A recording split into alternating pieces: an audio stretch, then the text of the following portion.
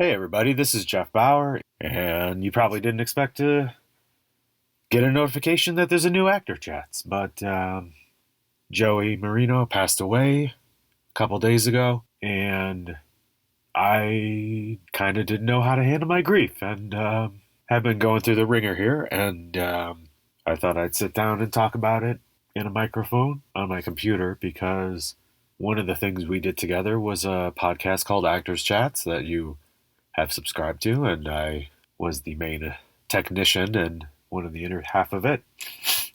I'm probably going to edit a lot of this out because I don't want to sound like I'm crying the entire time, but we'll see what happens. Joey's one of the first people I really met in LA. I was in 203, the apartment, and he was across the hall in Berendo. Joey, especially at that time when I met him in 2010, he had a lot of energy, he had a lot of personality. I remember when my dad and mom came to visit, my dad was like, after meeting Joey, he just happened to be leaving the house, talked to my dad for about a couple minutes, and my dad and I walked away, and he just said to me, well, I know that guy's an actor.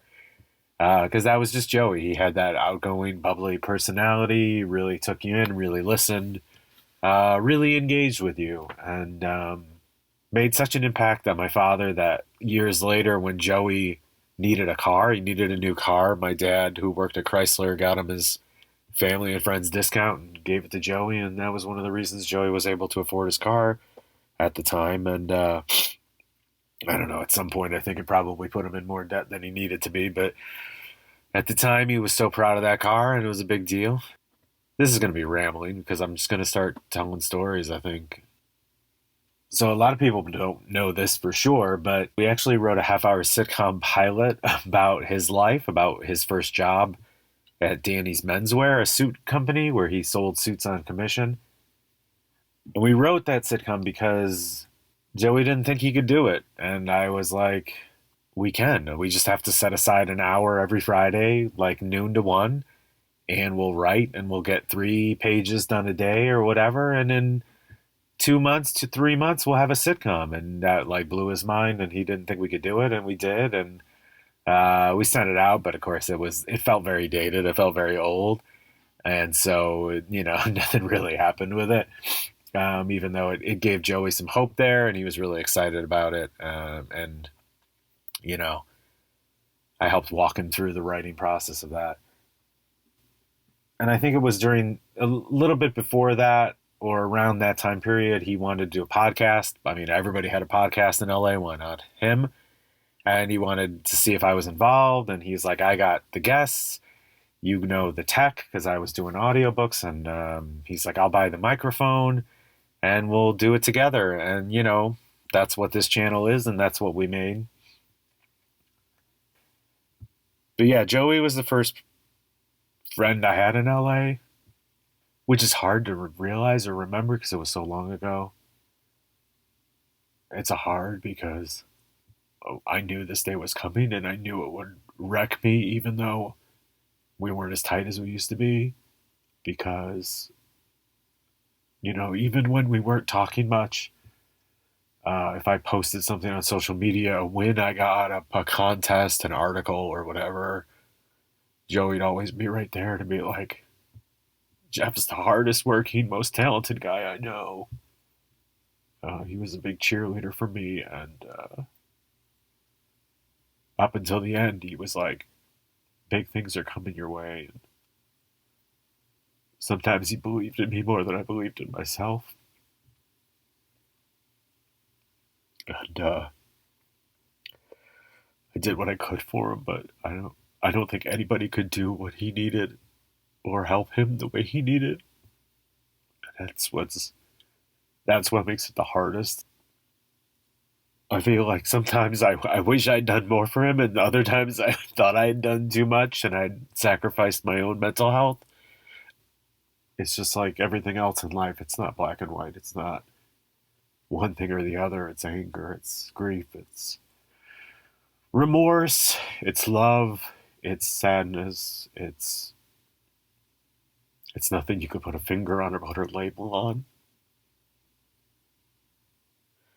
I think I need to say, Joey, man, I hope you're okay. Wherever you are, whatever state your spirit is, I hope that you're finally at peace. And I hope that your peace is beautiful and calm and free from, all of the ailments that were inflicted upon you. So I've been really trying to focus on the good stuff. The podcast it gave me one of my favorite moments in my life. We went to Laura Innes's house and her husband made us tea and we were like so welcomed and warm and inviting in there. And I was setting up and I was, stressed because I was like, oh my God, I don't want to like delay this interview. So I'm like trying to get everything set up and get the microphone all set and checking it. And you were like, oh yeah, I'm just the wrangler. Jeff does all the heavy lifting, and I was in my head. I was like, yeah, motherfucker, I do all the editing and work and shit. And you were like, but it's because Jeff's so good at everything he does. And Lauren was like, everybody needs a Jeff Bauer in their life, and like I don't know why. That's like always stuck with me, and it's one of my favorite moments in my life, and it's something I go back to. And you gave me that. So thanks for that.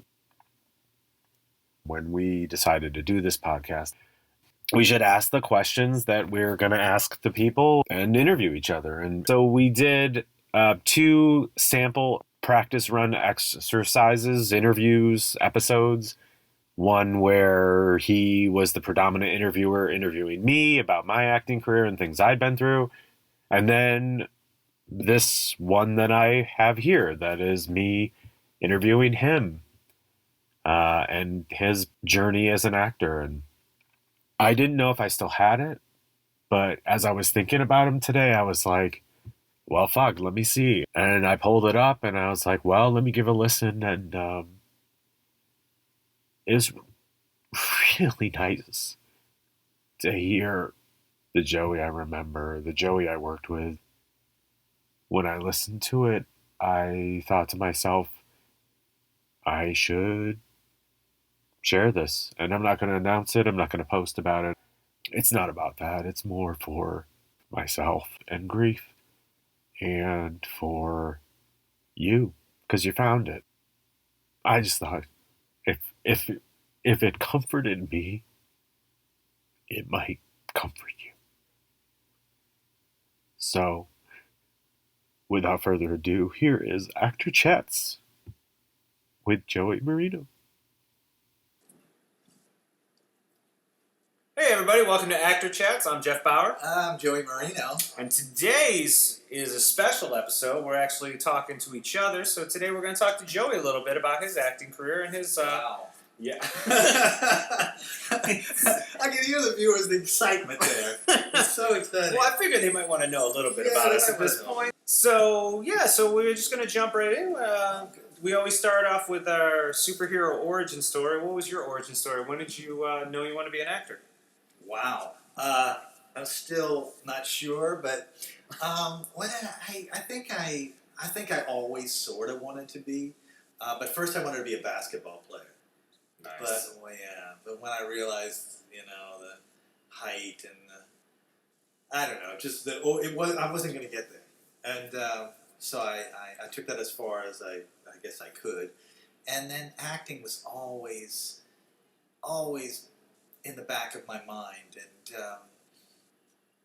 but I kind of wanted to go right to the top. My dad was, why don't you? I'm from New Orleans, and my dad would say, why don't you go down to La Petite? He didn't say it like that. It was a little theater, one of the oldest little theaters in the country. It was in the French Quarter, but sometimes a news crew would come and film a stage play, and I was like, that's so ham bone. I didn't think that that's what I wanted to do. Okay. Because I really liked, my heroes were from film and television. The guy from the Mod Squad, he didn't act. like the people from La Petite. Right. Michael Cole from the Mod Squad, he had aviators on. And Calm, cool, collected. And he was very cool. He did not get up and go, I'm going to put on a show. Yeah. He was like, Not that it's like Ethel style. Merman with the thing. No. So but I eventually did act at La Petite. Because basically I had figured out that I really wanted to be an actor. I really wanted to know about it. I really wanted to be considered an actor. So to me, that meant you had to know, Ibsen. You had to know Tennessee Williams if you were in the South, and you had to know who the playwrights were. You had to, just so you could even at least have the talk, even if you were just faking it. You had to say, well, when Tennessee Williams, he, You got to fit into that circle. Yeah, you had to fit in the circle. Right. I knew that sort of was part of it, and it's definitely a social realm as well. So I did work at La Petite, and that's a play called Brighton Beach Memoirs. Awesome. Neil Simon. Of course. Something I want to jump on real quick is there's a lot of famous actors that come from a sports background. And you said that was part of your journey as well. What is it, do you think, about sports that propels people to be good in the field of acting? Because it happens a lot more than people realize. I think so. I think I don't know. I think sports is a stage. So when I was playing basketball, I really was kind of like an actor too, because I like the showy aspect of basketball. Because my hero, everybody knows this who vaguely knows me, was Pistol Pete Maravich, and he was a showman. So it was not unlike your story in the sense that I did see the value in entertaining. Mm-hmm. So, if you're not gonna, if it's not fun, take something else up. So to me, if I'd go out there in the middle of the court, spin the ball on my finger, and my hair looked good then when I had it, and it was all the warm-ups were good, and it was kind of a globetrotter thing for me because it was fun to do. So when that didn't pan out, I always had my actor heroes too, and I think if you talk to a lot of actors, they either really wanted to be a rock star or a sports star. Now. Yeah, they. So I think that they all look at each other and they go, I'm not. Most actors will tell me, they'll say, I'm not impressed really with actors so much, but look at Kobe. Yeah, exactly. Kobe Bryant in there. If they get a high five from Kobe Bryant, they're in heaven. Right, and of course, vice versa. You talk to like rock stars, and they want to be actors and stuff. Sure. And, so I think there is a crossover, but not all of them obviously have the skill set to make it good. Some are awful, right? And some are. Well, it's interesting. I just thought I'd jump on that one and ask you. So real quick, what's the favorite project or acting thing you've ever done? On stage? Or film, either one. I don't know. I think stage may well have been Brighton Beach Memoirs in a way because it was La Petite, ironically, because it was such a beautiful space. And they literally built a two-story house on the stage. And then I remember the moment when I saw them building, when they have legitimate people building a legitimate set, it really feels like this is professional. And I remember, seeing the stage and looking at it and looking, at the guy who was playing Eugene and going, we better be good. Because this looks awesome. They spent a lot of money on us. Yeah, they spent a lot of money, and we're not getting paid anything as usual. Right. But I think it was that, and I think Grease. I played Kaniki in Grease. Okay. And I think that just for the pure joy of it. Grease is just one of those things that already had an identifiable, thing with the film. So, but it was just plain fun to do. I remember at the time, my hair is, for those of you who haven't seen me, my hair is shaved, my head's shaved. I just do that for the fun of it. Yeah. But I remember at the time, I think I was like 24, 25, and my hair was already a little thin. And I was playing Kaniki, and you have to grease your hair up. And my friend who was playing Danny Zuko, he has the most amazing thick head of black hair.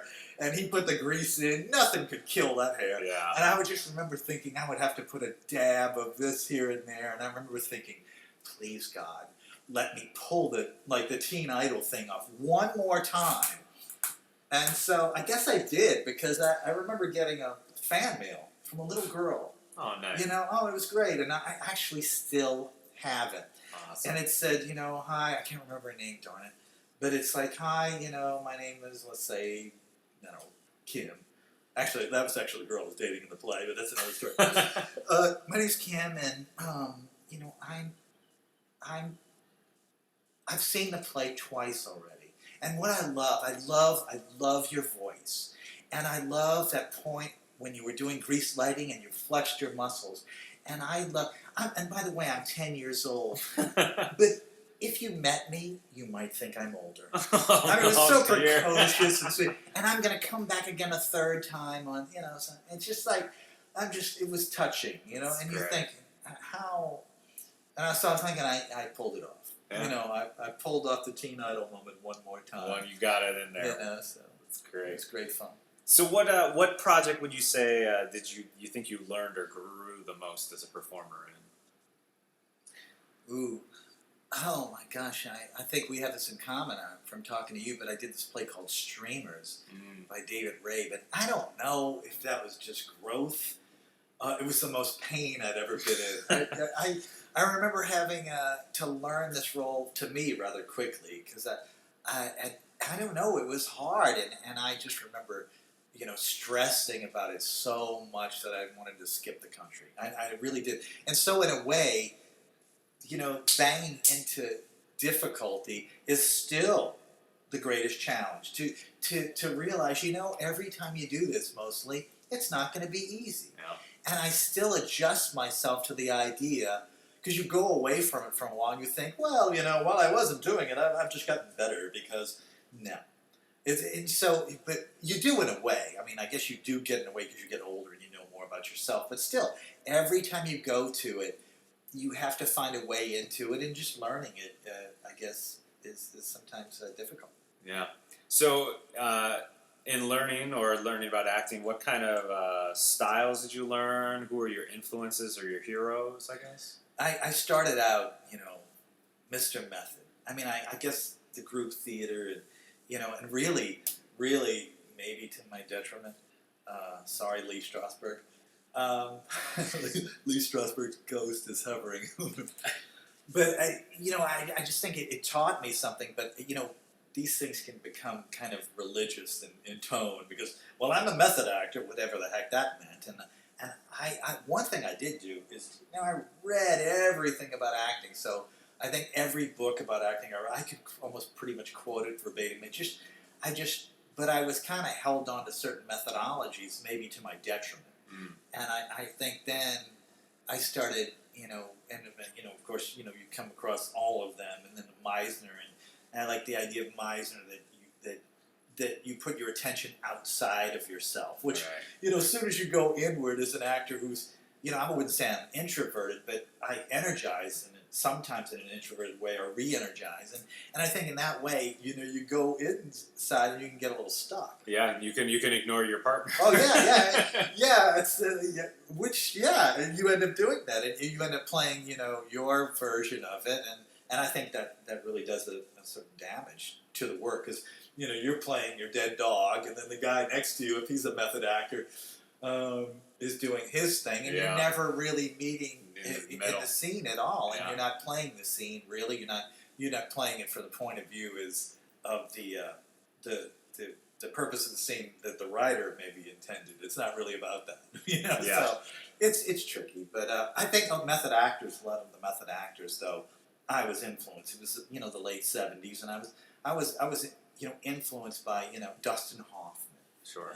Dustin Hoffman, who is not. Yeah. You go, you're terrific. You know, I saw Kramer versus Kramer 11 or 12 times. This is pre-home video, pretty much. And so I saw that movie, you know, 12 times. And I was struck by the fact there was a scene, you know, and Meryl Streep, a young Meryl Streep's in there. And, you know, I was really driven by this idea of true emotion. And I think that's what took me to the method thing. I remember there was a scene when he said, when he's I don't know, kind of estranged from Meryl Streep, Right. and he looked at and he's waving his hands, and his face is beet red, and he's got a vein coming out of his neck, and he says, I looked at her, I don't want to live with you anymore, or something. I don't know what the phrase was, but he was just, that real anger, passion. It read to me, and I thought, and then this was interesting. There was a moment. I remember I had an old Playboy magazine that I hid on a bit, like everybody did, and but it had a Dustin Hoffman interview, because that's really what I like. Oh, for sure, yeah, of course. sure, and then pictures of Dustin. And but they had a moment in there, and I'd seen Kramer versus Kramer, right? And so I looked up that old interview, and I'm looking at it, and Dustin's saying something in the movie when he's just got a little throwaway moment with his boss, and he says, yeah, and when I first got money, the first time I ever had any money, I went out and bought a Burberry coat, and I remember I was writing, my hand was shaking, but the check's the biggest expense I'd ever had, my hand was shaking.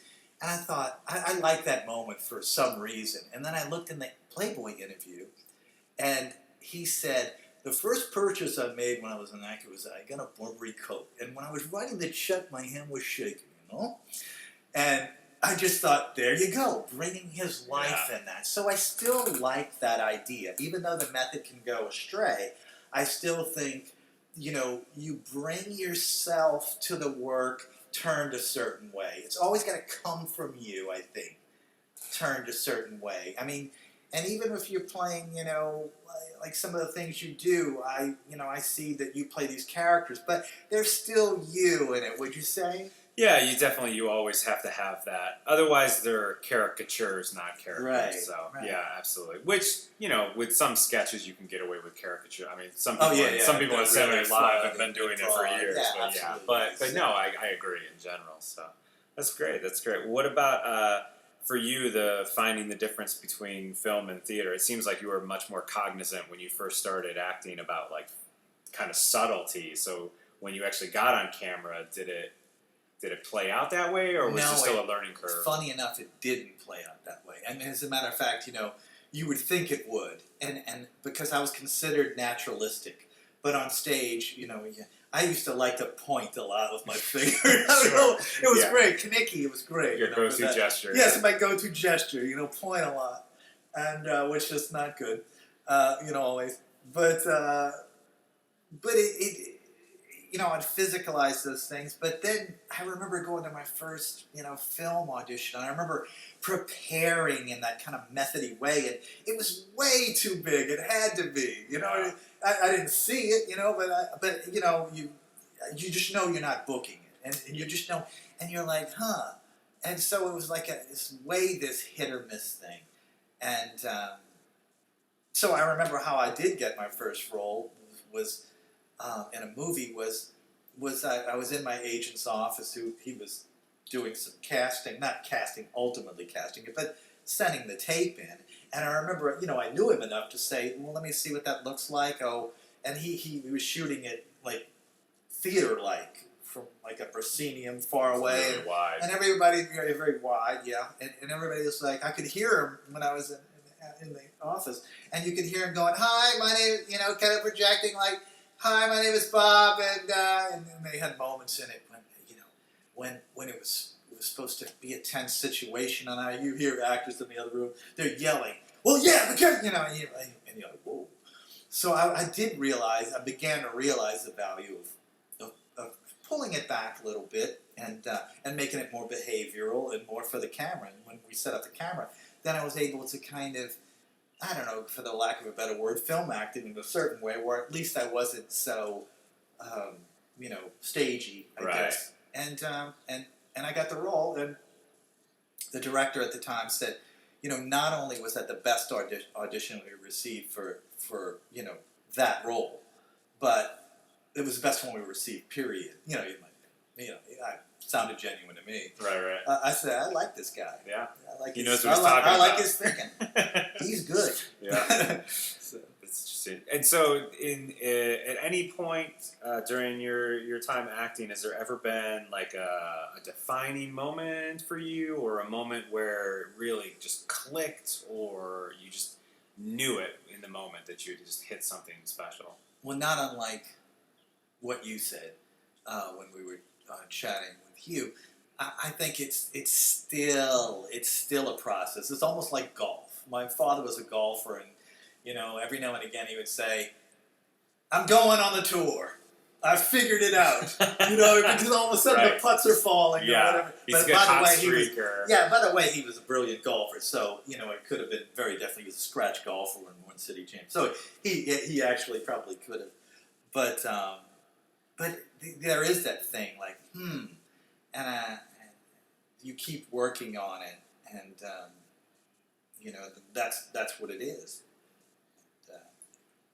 Yeah, no, you just keep day by day, right? So at this point, what advice would you want to say or give to anybody starting out fresh right now? That is a tough one, and I don't think I think really the only thing you can sort of do with people when you're having a chat with somebody is just sort of basically tell your story, and let them. And not force your story on them. You can share your story, ask them their story, and that's sort of the deal in a way. To me, behind actor chats is that everybody has a story and everybody has a way into it. My way, not that I've arrived, but my way was, and things take you different places. I met an actor in New Orleans because films were going through there, and I met this actor Anthony Edwards, and he took me on a different path. I stood in for him, and being a stand-in is part of the lighting team, but it was a great opportunity to learn, and boy was I a pain in the ass asking a lot of questions, but that was a way to learn and to be there. But would I recommend it? In a way, it's taken me away from acting because I took jobs. I ended up working on ER as a stand-in and doing background and an acting role on the show. But you can end up putting a lot of time into that, and 12 years passed on that show. So everybody has a different thing. Everybody's got a different story. Maybe if somebody starts out acting and they start writing, and the writing takes off. What we think we know it all, but we don't know which way it's going to go. No matter how talented you are, because everybody's talented out here, or at least everybody has something. So I think you have to keep working at it, and follow your bliss, the proverbial follow your bliss. Follow the heartstrings there, and see where it takes you. Yeah, it's just like Maya Angelou. Maya Angelou. Yeah, she said, when I looked at something today, as we learned that she passed away, you have to love what you do, or something of that nature, and yet so simple, and yet like your father had alluded to you when we talked, that you just have to do what you love, and that he seemed pleased that you did what you love, and really, if you do it for the money, you're going to be waiting for a long time. Yeah, good luck. Yeah, no, that's for sure. But it's definitely not a money thing. Thanks so much for joining us and tuning in. Thank you so much. I'm Jeff Bauer. Joey Marino. And this has been another Actor Chats.